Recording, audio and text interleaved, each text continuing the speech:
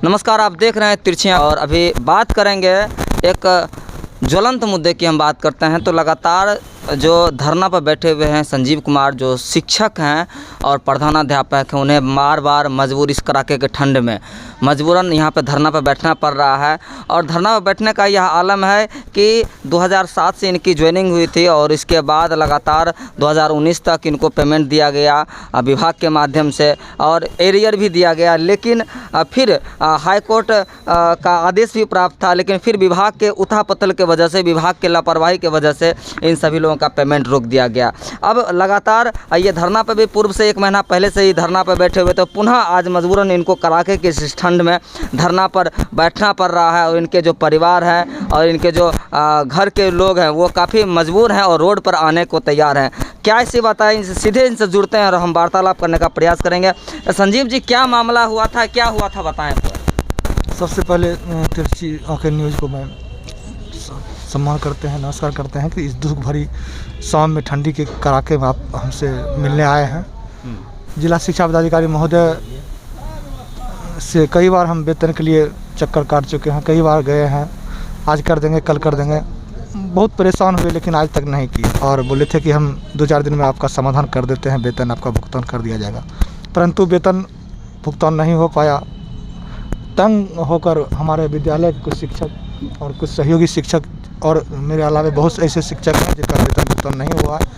शिक्षक अपने मुद्दों को लेकर बैठे हुए हैं और अभी आधा घंटा पहले डीओ साहब से बुलाए थे और डीओ साहब से फिर वार्ता हुई, लेकिन डीओ साहब बोले हैं, डीपीओ साहब बोले हैं कि हम जो है लीगल से इस पर सलाह ले लेते हैं और जैसा कहेंगे वैसा हम कर देंगे आप। लेकिन इतना दिन से लीगल से सलाह नहीं ले रहे हैं।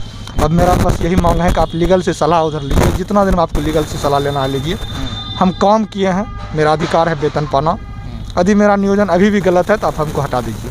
पहले तो मेरा नियोजन दूसरे स्कूल ओलापुर गंगौर पंचायत में हुआ, फिर 2018 में विभाग जो है प्रतिनियोजन करके दूसरे स्कूल में हेडमास्टर बना दिए हैं। अभी मैं वर्तमान में प्रभारी प्रधान के रूप में प्राथमिक झमटा मुसरी खगड़िया में कार्यरत हैं। सवाल है कि जब हम काम कर ही रहे हैं और चुनाव कार्य से लेकर तमाम कार्य करते आ रहे हैं तो फिर वेतन देने में क्या दिक्कत है। देखिए, अभी संजीव जी हमारे साथ बात कर रहे थे जो शिक्षक हैं और कि लगातार ये धरना पर बैठे हुए हैं और उनका क्या विचारधारा है और क्यों ऐसा मजबूरी हो रही है, ये बताएं। क्या शुभ नाम हुआ सर आपका? सर, मेरा नाम अंतस प्रवीण है जी। मैं प्राथमिक विद्यालय फिरंगी टोला का प्रभारी प्रधानाध्यापक हूँ। मुझे बहुत दुख के साथ यह कहना पड़ रहा है कि मेरे कलम से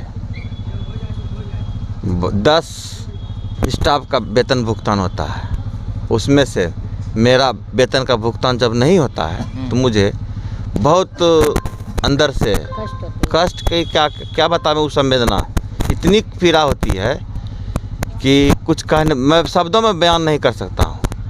अभी हमारी स्थिति ऐसा है कि हम अपने बाल बच्चे को ठीक ढंग से कपड़ा या खाना भी नसीब नहीं हो पाता है।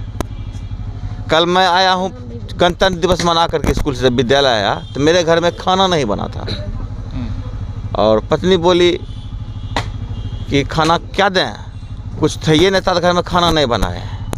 ये परिस्थिति आ गई और विभाग बार बार कर रहे हैं कि आश्वासन पर आश्वासन दे रहे हैं कि हम जाएंगे ये जगह लीगल एडवाइजरी सलाह लेंगे, फलना करेंगे।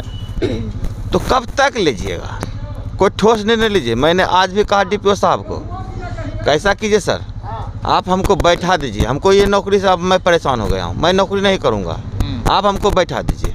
भूखे पेट कितना दिन काम करेंगे सर?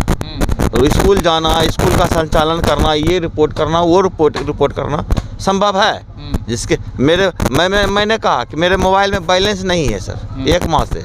आपने कहा था कि 1-2 दिन रुक जाओ, पिछले धरना पर जब मैं बैठा था तो 1-2 दिन रुक जाओ, काम थोड़ा कर देंगे।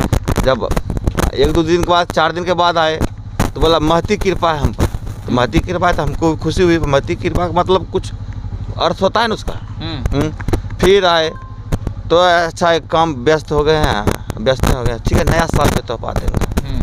तो ये नाना प्रकार का टाल मटोल करते करते जब देखा कि मैंने कि अब काम नहीं होने वाला है तो मजबूरन मुझे पुनः धरना पर बैठना पड़ गया।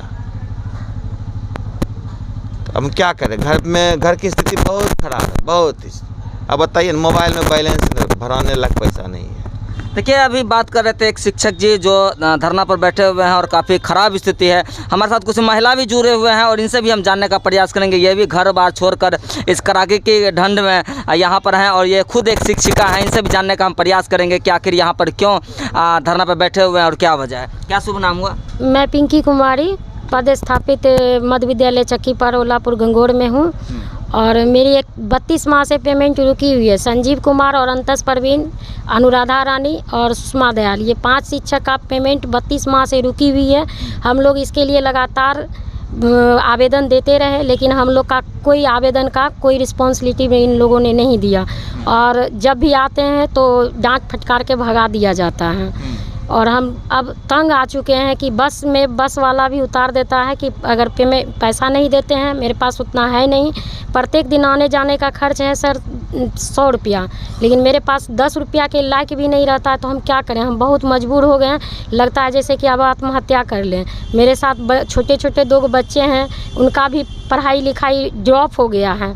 मैं अपने बाल बच्चे का भविष्य अंधकार में देखते हुए मुझे लगता है कि आत्महत्या अब बर्दाश्त से बाहर हो गया, इसलिए अब हार कर हमको धरना में बैठना पड़ा और अगर मेरा पेमेंट नहीं होगा तो मैं ही जान दे दूँगी। देखिए, इस कड़ाके की ठंड में ये सभी लोग यहाँ पर हैं और अचानक अगर इनके साथ अगर कुछ हो जाता है तो कौन जिम्मेदार होंगे, इसकी जिम्मेदारी कौन लेगी? और भी लोग हैं, इनसे भी जुड़ने का प्रयास करेंगे। क्या शुभ नाम हुआ आपका? मेरा अनुराधा रानी। यहाँ पर आप धरना पे बैठे हुए हैं, क्या वजह है ये बताएं? तो वजह है कि सर हम लोग काम किए हैं, एक साथ सब है और जितना काम किए उतना वेतन चाहिए और हम बहुत घर से इस कड़ाके की ठंड में घर से निकल करके आप यहाँ आए हैं। आपके बाल बच्चे भी घर पे होंगे, छोटी छोटी बेटियां हैं, पढ़ाई लिखाई करना है। इस कड़ाके की ठंड में अगर अचानक कुछ हो जाता है, आपको ठंड लग जाती है या तबीयत अचानक ख़राब बहुत ज़्यादा हो सकता है, तो इसके जिम्मेदार कौन होंगे? कौन मेडिकल का पैसा चुकाएगा? कौन खाना देगा? कौन पति बाल बच्चे और घर को निभाएगा? डीओ साहब चुकाएंगे। डीओ साहब अपने पेमेंट से चुकाएंगे? हाँ, जब हमारा पेमेंट नहीं दे रहे हैं सर तो वो अपना पेमेंट से चुकाएंगे। सभी शिक्षकगण यहाँ पर बैठे हुए हैं, लेकिन एक बात इस धरना प्रदर्शन के माध्यम से और इस चैनल के माध्यम से उन सभी आला अधिकारियों से हम यह पूछना चाहते हैं कि अगर अचानक इनको कुछ हो गया तो इनकी जिम्मेदारी कौन लेंगे? और ये अगर बेड पे चले गए, हॉस्पिटल में चले गए, तो आखिर इनकी जिम्मेदारी कौन लेंगे? हम उन सभी पदाधिकारियों से ये पूछना चाहते हैं कि क्या उनकी अगर सैलरी बंद हो जाती है तो उनके बाल बच्चे रोड पे आएंगे? और रोड पे आएंगे तो क्या सब्जी बेचेंगे या ठेला चलाएंगे? पता नहीं, लेकिन ऐसे पदाधिकारियों का और ऐसे सिस्टमों का जो खोखला हो चुका है और निरंकुश हो चुका है, कहना मुश्किल है। आपको बता दें कि पिछले कई बार इन्होंने सब शिक्षक ने हमें बताया था कि इन्हें एरियर भी प्राप्त हुआ, सैलरी भी प्राप्त हुआ। मैं उन विभागों से पूछना चाहता हूँ कि विभाग में जब किसी प्रकार का एक योजना तैयार होता है और उसमें जब एक संज्ञान लिया जाता है उस योजना पे, आखिर उस योजना में कहाँ गड़बड़ी हुई है और उस योजना में जो भी लोग बैठे हुए होते हैं, जो बोर्ड में बैठे हुए लोग होते हैं, आखिर उनकी संलिप्तता कितनी होती है? कहीं कागज़ में गड़बड़ी तो उनका पेमेंट क्यों नहीं रोका जाता है? इन सभी बातों के लिए हम सभी पदाधिकारियों से मंत्री महोदय से हमेशा चाहेंगे कि इन धरना पर बैठे हुए शिक्षक और शिक्षिका का सहयोग करें और वैसे पदाधिकारियों को चिन्हित कर वैसे पदाधिकारी जो हैं उनका भी पेमेंट रोकने का प्रयास करें। इसी प्रकार से लगातार तिरछी आंख न्यूज़ चैनल में बने रहने के लिए धन्यवाद।